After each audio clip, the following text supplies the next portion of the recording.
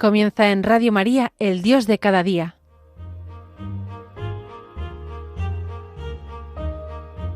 Hoy dirigido desde Tenerife por el Padre Daniel Padilla.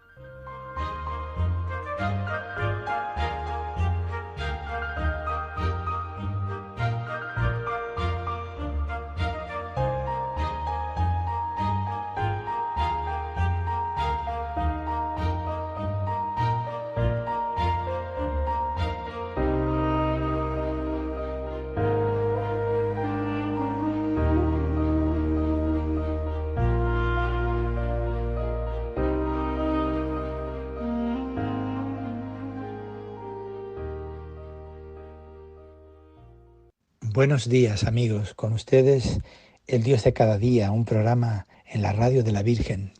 Déjenme, continuando con el tema de la anterior sesión, déjenme hablarles de la propaganda y de la publicidad. Déjenme hablarles del tráfico de influencias. Son tantas y tantas las razones y los argumentos para hablar de esto e iluminar esta realidad desde el Evangelio, desde la ética cristiana. Hoy, dada la importancia que han adquirido la propaganda y la publicidad, es necesario hablar de ellas y de sus condicionantes morales. Propaganda no es lo mismo que información. La información, intenta darnos datos y bases suficientes para que después nosotros pensemos por nuestra cuenta y saquemos las conclusiones que nos parezcan. La propaganda, en cambio, es una comunicación intencionada o persuasiva que busca orientar nuestros juicios, deseos y comportamientos en una dirección. Puede referirse a juicios sobre cosas, comprar, vender, pero sobre todo versa sobre ideas de todo tipo, políticas, sociales, religiosas, artísticas o sobre situaciones conflictivas del ser humano, guerra, objeción de conciencia, aborto, eutanasia e incluso sobre opciones totales de nuestra vida, una visión del mundo de este u otro tipo. La palabra propaganda tiene actualmente un sentido peyorativo, pero hay que decir que en sí no es mala o inmoral. Es algo neutro que puede ser usado de una u otra manera. Hay que decir que hasta es necesaria en un clima de pluralismo como en el que vivimos. Es necesario que cada uno podamos conocer lo que es y significa una opción política u otra, esta estructura social o la contraria, y que conozcamos los contenidos religiosos y morales de una u otra opción. Aunque, dado el desarrollo de los medios actuales de llevarla a cabo, necesita un cuidado muy especial y unas normas muy precisas para que sea honesta y leal. Estas son algunas de esas normas morales que habría que tener en cuenta. En general, hay que decir que su moralidad exige que tanto los fines como los medios sean dignos del ser humano y respeten sus derechos fundamentales. Los contenidos, es necesario que lo que se dice no falte a la verdad, ni mintiendo directamente ni ocultando parte de ella. La verdad a medias o la ocultación de parte de la realidad suele ser el método más frecuente de faltar a la moralidad en este terreno. Deformar la realidad, escoger verdades, partir de prejuicios, etc. Los medios. A veces los contenidos son morales, pero los medios no. Las imágenes tratadas de una determinada manera pueden engañar o dar una idea falseada de la realidad. Otras veces la propaganda subliminal, aquella que no es percibida directamente por la conciencia, es tan fuerte y permanece tan oculta a los sentidos que hace difícil que las personas se defiendan de ella, especialmente los más pequeños o los menos cultos. En esos casos, los medios son un abuso tal del poder que acaban imponiéndonos lo que quieren, pero sin que nos enteremos. ¿Y qué pasa con la publicidad? La publicidad tiene mucho que ver con la propaganda, pero no es lo mismo. La publicidad generalmente se refiere a cosas y más especialmente a la publicidad comercial. Su finalidad es hacernos comprar objetos. En todas partes se van haciendo códigos éticos de la publicidad, pues de lo contrario, con su fuerza, condicionaría seriamente nuestra forma de pensar. Esas normas legales suelen intentar, sobre todo, defender a los niños y a los más pobres culturalmente de la potencia de la publicidad, que es capaz de sugerir deseos y crear nuevas necesidades.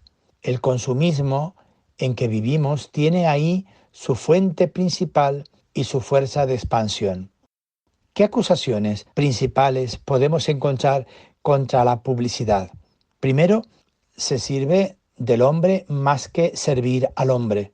Segundo, crea necesidades que no lo son y con ello hace infelices y frustrados a muchos seres humanos que no pueden satisfacerlas.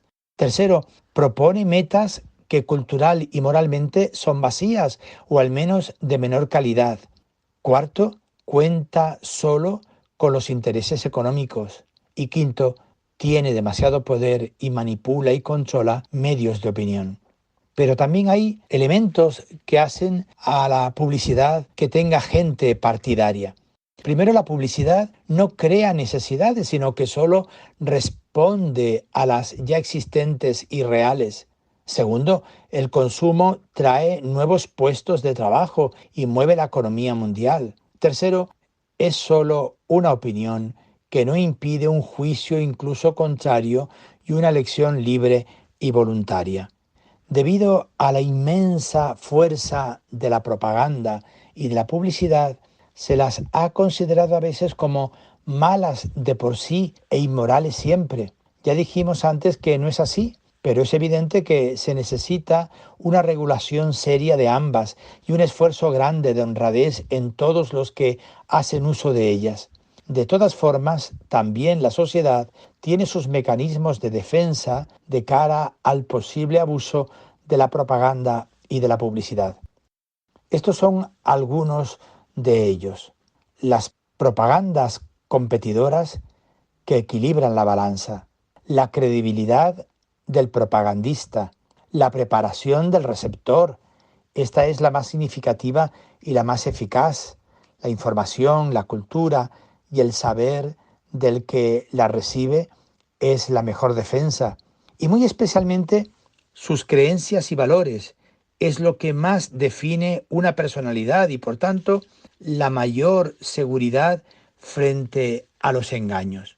Pero digamos una palabra de los pecados contra la verdad, entre los que pueden estar una propaganda no ética o una publicidad insuficiente. Con relación a la mentira, se entiende por mentira el lenguaje contrario al propio pensamiento, con la voluntad de engañar. Hay, por tanto, dos elementos en la mentira: oposición entre lo que digo y lo que hago, y voluntad de engañar. Refiriéndonos a lo primero, hay que observar que aunque alguien diga algo que es verdad en sí, pero contrario a lo que en ese momento piensa, dice una mentira. Y al revés, si dice algo que no está de acuerdo con la verdad, pero está de acuerdo con lo que piensa, eso no es una mentira, es un error. Y quien lo dice comete una falsedad, pero no una mentira. De ahí viene la importancia de la mentira, ya que la palabra la tenemos y la usamos generalmente para que los demás sepan lo que pensamos y así sea posible la comunicación y la relación personal. Pero si intencionadamente digo lo contrario de lo que pienso, hago imposible toda comunicación y toda relación. Más todavía, pervierto aquello para lo que es la palabra y lo que nace de ella, la comunicación humana. Esa es una de sus maldades fundamentales, que es grande. El segundo elemento es todavía más significativo, la intención de engañar. Afecta a lo más íntimo de nosotros mismos, que son las intenciones. Hay una intención de hacer daño, de ahí le nace otra vez su maldad, que siempre es grande. Muchas veces decimos cosas que no son verdad, pero es con otra intención distinta. Por ejemplo, en los chistes, en el teatro, nadie quiere engañar a nadie y nadie se siente engañado porque ya se sabe la intención. ¿Y qué clases de mentira nos podemos encontrar? Según cuál sea la intención con que engañamos a los demás, así es la mentira. Y así es también su gravedad moral, porque en la mentira también hay una graduación en su importancia moral como pecado.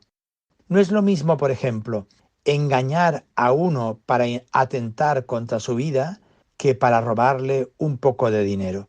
La mentira dañosa o nociva es la más importante, aquella que se dice para hacer daño a alguien en su salud, en sus intereses, en sus relaciones personales, en sus bienes, en su trabajo, en su fama. También está la mentira oficiosa. Es la que tiene como finalidad hacer un servicio a alguien o precaverle de un mal, o se hace por miras profesionales, es decir, se hace para provecho de alguien, pero sin daño o no grande de otros. Por ejemplo, para defender una profesión, o si le digo a alguien no ha venido cuando lo que quiero es que no se moleste al Señor a quien se viene a ver. O la mentira jocosa o por broma solo se produce cuando hay voluntad efectiva de engañar. La intención jocosa o bromista quita mucho de su maldad. Y la calumnia, estos son palabras mayores, es una forma de mentira extremadamente grave. Consiste en atribuir a otros públicamente acciones graves que no han cometido, con lo que se hiere injustamente su derecho a la buena fama. Es siempre un pecado muy serio por todos sus condicionamientos. Es una mentira grave. Hiere o hace perder uno de los bienes más importantes de la persona, su fama o su honradez. Se hace públicamente, por lo que después es casi imposible restituir ese bien destruido, y mucho más hoy por la enorme fuerza que tienen los medios de comunicación. Por eso está en todos los códigos penales y puede ser castigada con penas muy duras. Para un creyente hay otras muchas y más importantes razones por las que debe aborrecer la calumnia como algo realmente grave, aunque es cierto que también hay circunstancias que pueden disminuir la importancia y por tanto la responsabilidad y el pecado, como son la gravedad mayor o menor de lo atribuido a alguien, la credibilidad del que lo dice, la publicidad más o menos extendida y por tanto la posibilidad de restituir la fama o el honor.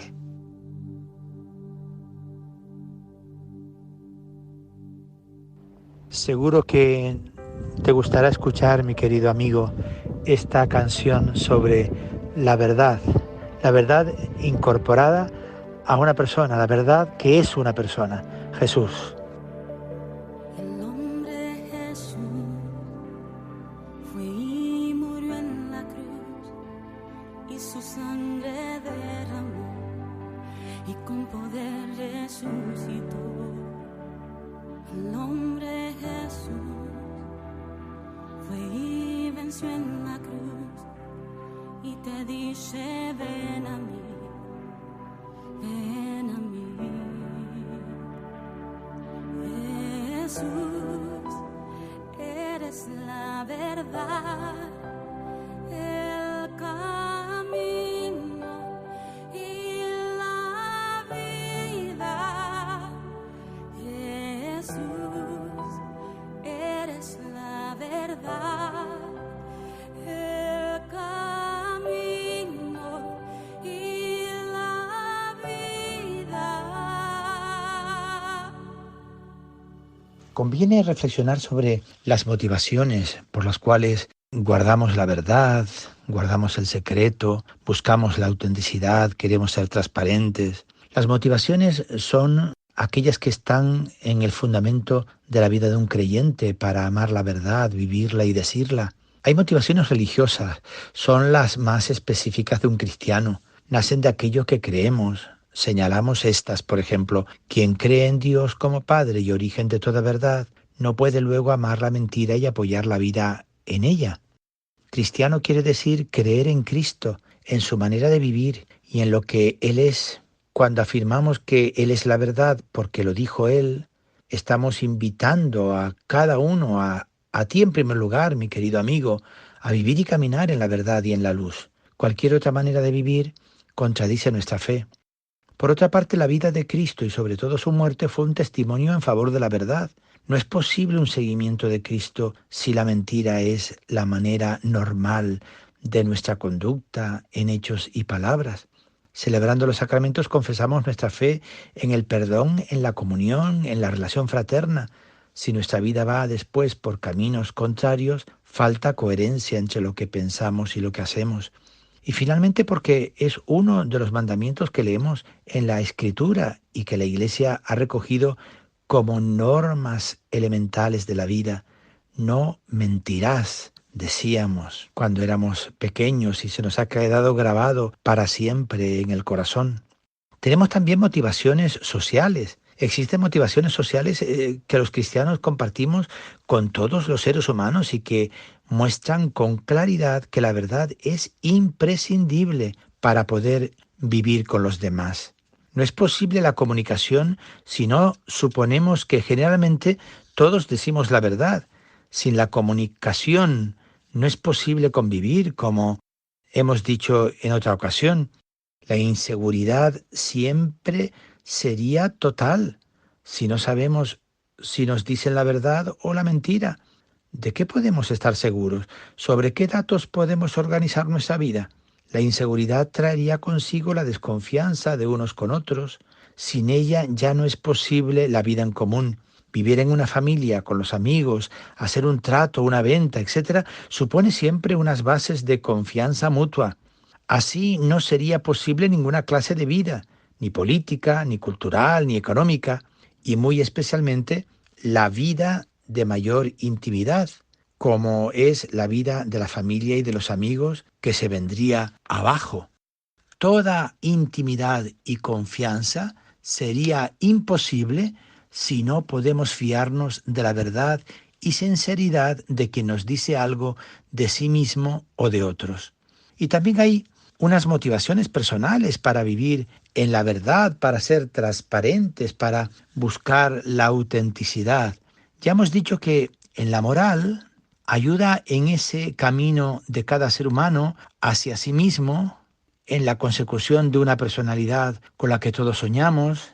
Este es un punto claro. Tenemos motivaciones personales para caminar en la verdad.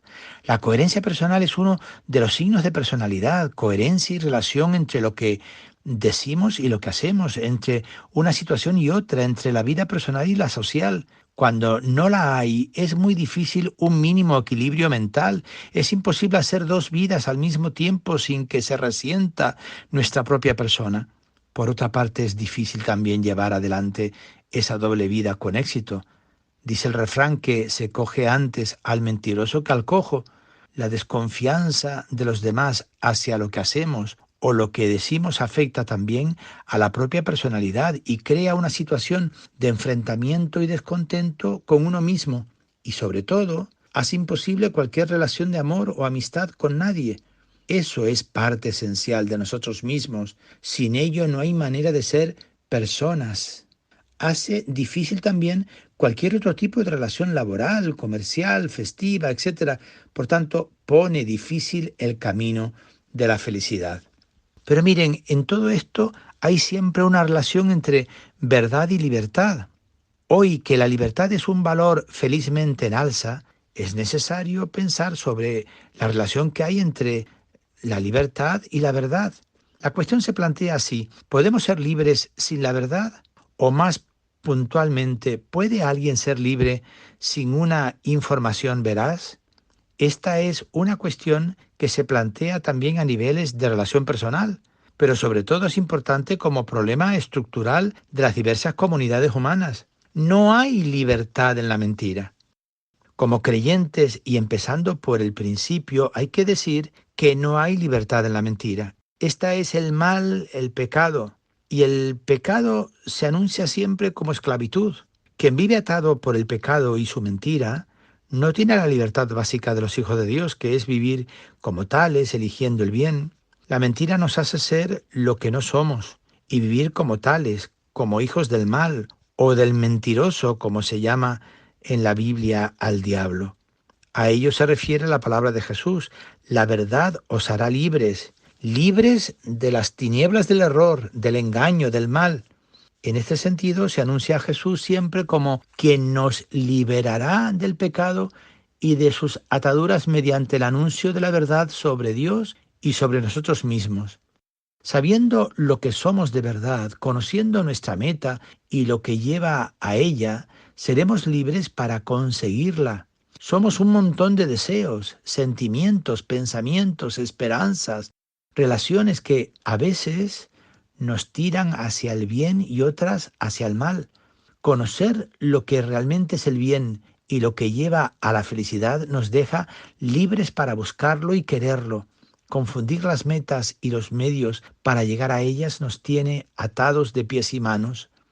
Cuando engañamos a los demás, los tenemos atados a nuestra mala fe y a nuestros deseos. Si creen en nuestra mentira, sus acciones les llevarán en sentido contrario de lo que quieren y buscan. Por eso, el contarle a alguien la verdad de nuestra vida es hacerle libre para que luego, desde lo que sabe, elija su relación con nosotros. Mientras que con el engaño o la mentira, le obligamos a una elección falseada, al menos por desconocimiento. Por eso, en verdad, la conocida frase de que sin verdad no hay libertad. ¿Y qué papel juega aquí la ignorancia? Pues que la ignorancia limita la libertad. En las relaciones primer mundo, tercer mundo, norte, sur, este, oeste, siempre se hace referencia a la cultura, a la formación e información cuando se quiere buscar las causas del abismo existente. San Juan Pablo II ha escrito en la última carta encíclica sobre los problemas sociales a escala mundial: el cuadro trazado precedente sería, sin embargo, incompleto si a los indicadores económicos y sociales del subdesarrollo no se añadieran otros igualmente negativos, más preocupantes todavía, comenzando por el pleno cultural. Estos son el analfabetismo, la dificultad e imposibilidad de acceder a los niveles superiores de instrucción, la incapacidad de participar en la construcción de la propia nación, las diversas formas de explotación, decía él en Solicitudo Rei Socialis número 15. El analfabetismo, la información dirigida, la planificación desde los grandes centros de dirección del mundo, sin la participación de los interesados, la propaganda interesada, son los medios más usados para mantener el dominio de unos seres humanos sobre otros. Ya se sabe que hoy la información es igual a poder, sea este económico, político, cultural, social, artístico o religioso. La libertad no se puede compaginar con la ignorancia, y menos todavía con la mala o falsa información. Aquí es donde se ve con más claridad la relación directísima que hay entre verdad y libertad, pero es la misma y tan importante cuando se trata de la persona individual o de pequeños grupos. Hoy las técnicas de la comunicación han avanzado muchísimo y hacen cada vez más difícil la defensa personal y aún social frente a ellas. No digamos nada de la publicidad y de la propaganda, pero esto lo vamos a dejar para otra ocasión, porque la publicidad y la propaganda, diríamos, son realidades de absoluto condicionamiento de la vida social en el mundo en el que vivimos. A nosotros ahora, por de pronto, nos interesa trabajar en la verdad, buscando la autenticidad, la sinceridad, queriendo en todo ser transparentes. Buenos días, amigos.